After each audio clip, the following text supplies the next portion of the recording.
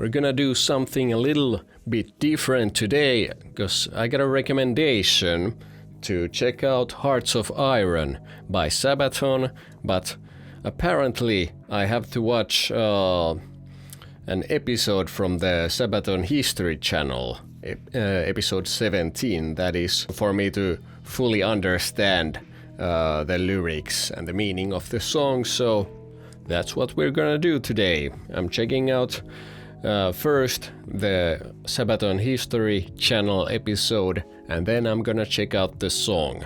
I might edit a little bit of the Sabaton History channel thing, because it's like 30 minutes and 50 seconds. But before we start, remember to hit that like button, I appreciate it very much, and consider subscribing if you like this type of content. I'm checking out a lot of Sabaton stuff, so keep recommending me more Sabaton and other stuff too. But now, let's check this Sabaton History channel episode. I'm Per from Sabaton, and this is Sabaton History.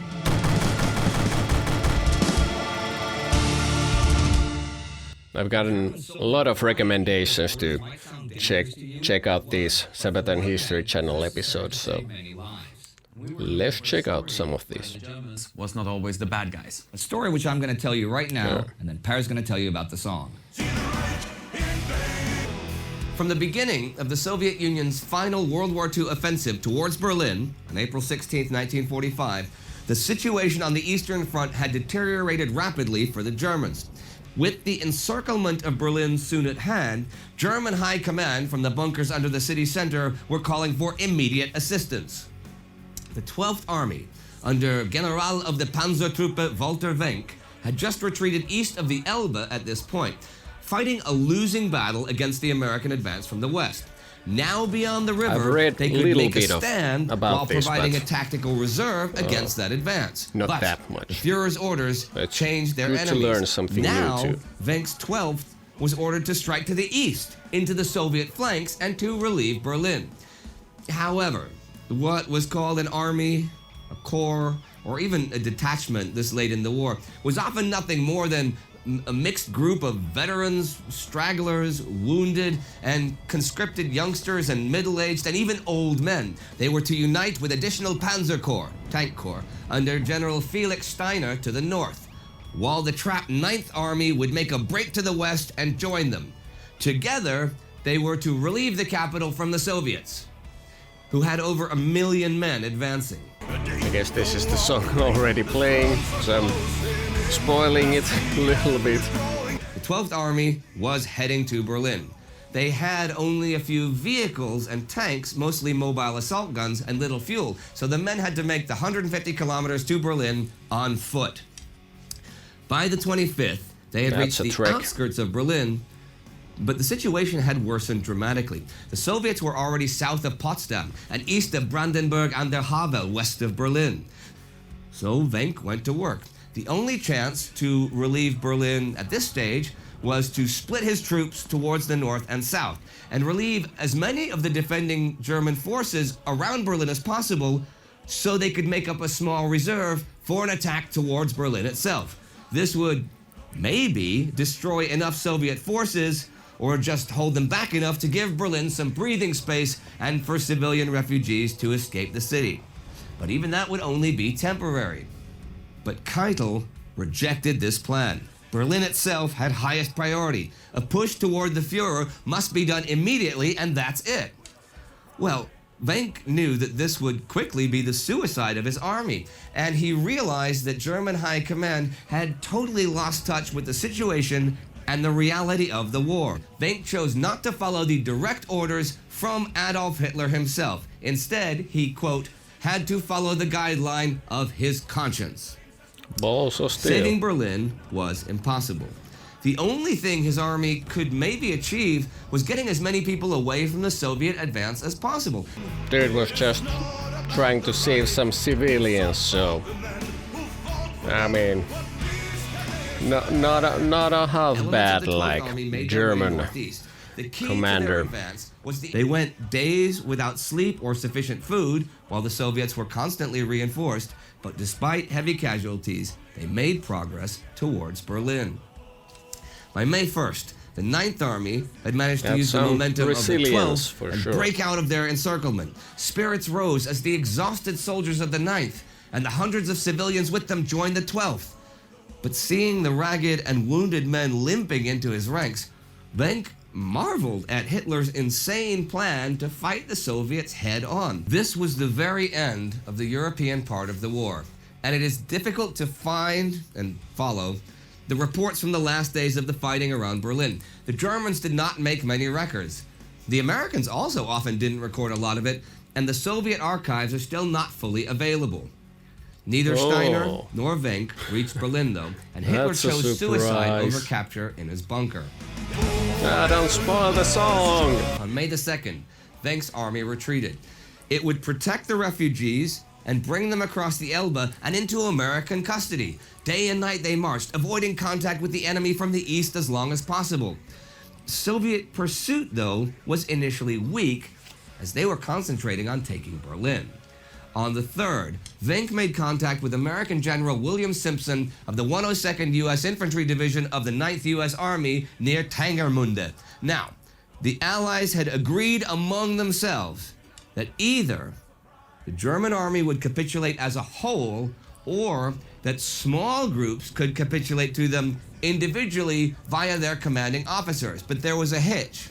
This partial capitulation could only happen to the opponent they're actually engaged with, which for Wenck was the Soviets. To surrender to the Americans, Wenck technically would have to attack them and then surrender. Well, the Americans simply kept silent in regard to the surrender proposal. They did not fire on the advancing Germans either, in violation of the Allied contract. Still, General Simpson let the wounded cross the river, but only with just enough medical supplies for them.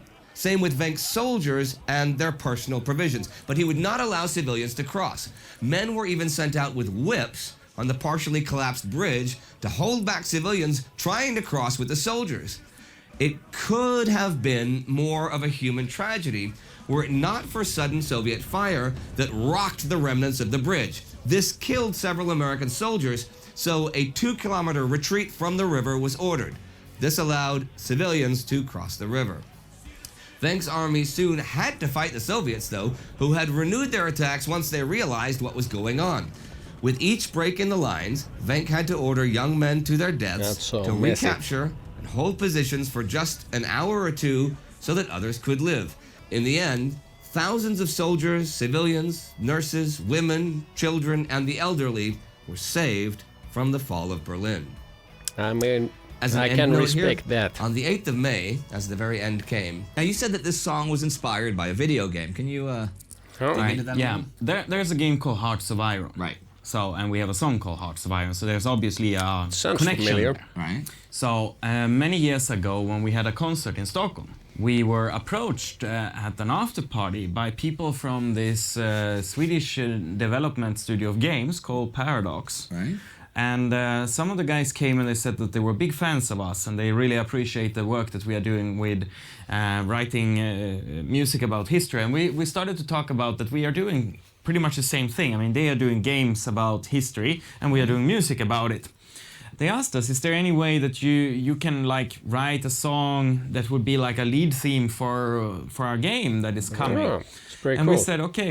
And when we were researching, we came across the story about Walter Wenck, and it took a while to keep discussing and developing the idea.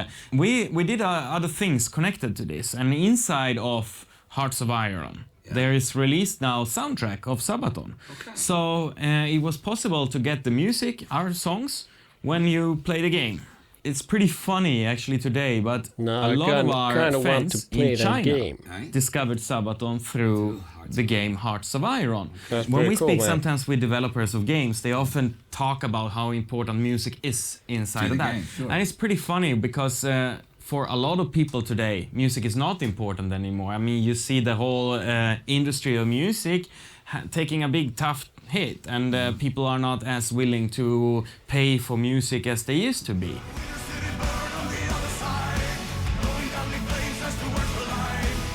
Well, there you have it. Hearts of Iron 4 featuring Sabaton music. And that was all for today with Hearts of Iron. On Sabaton History Channel.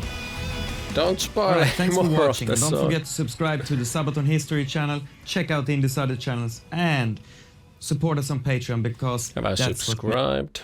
Have not yet. Now I have. Yeah, that was interesting to hear about them like reading on this German commander about this event, but it then taking some time to really like write it into a song tells that it's not that easy really, that they do have this source material for their songs, but it's not just simple as you just like take that story into a song. It has to work as a song too, so that's really fascinating. And yeah, very interesting story. Haven't heard about this particular story before. I heard like, you know, I've read about that like insanity of the Berlin, the last stand of Berlin. But yeah, this was interesting, and yeah, you know, gotta respect, you know, sacrificing yourself so a lot of civilians can escape and live on. So that's cool. But yeah, now let's check out the song Hearts of Iron.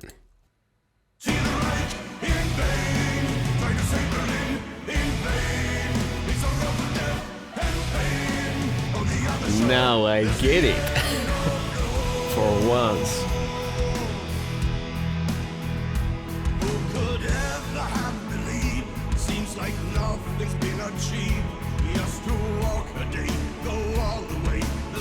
I was gonna say that this sounds familiar, but yeah, it was playing in the background all the time.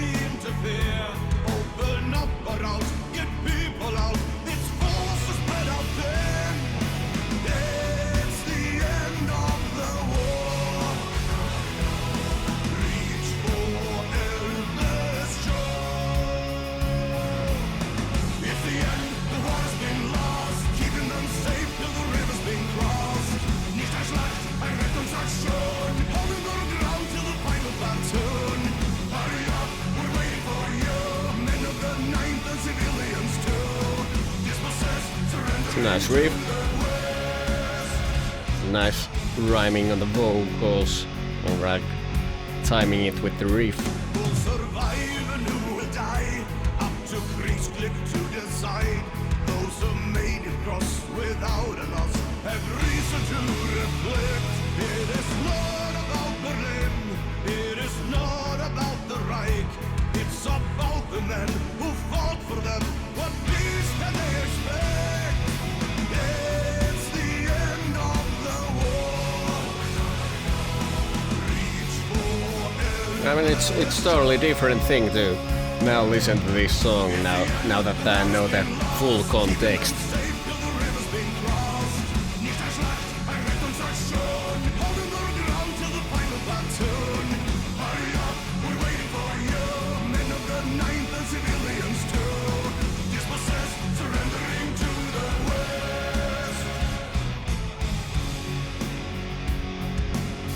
The classic quiet part.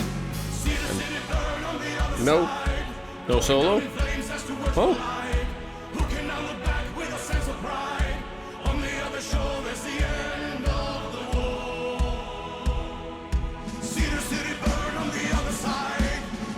What a tease. No solo.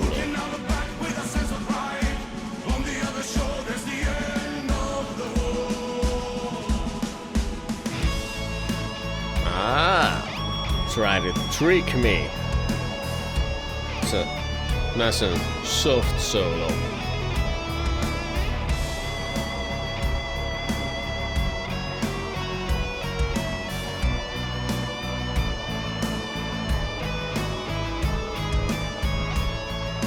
Really vibey solo. Just let those notes sink in.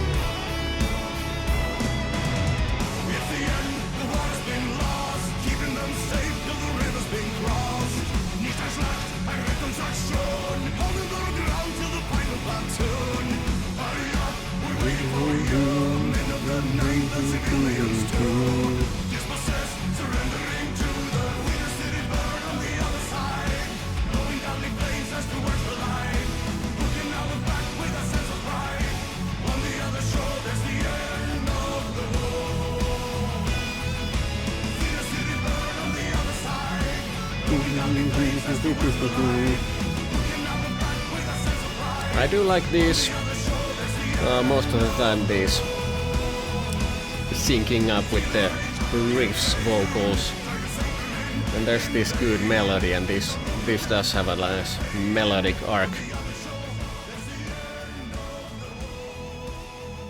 Fade out outro works. Yeah, it's good. It's a good song, and yeah, interesting to learn about that whole stuff. Yeah, thanks for recommending me and being specific that I have to check out both of these things. Yeah, that was very interesting to do it this way, and actually like learning about the context of the song. So yeah, I enjoyed both of those, that History Channel episode, and the song was good too.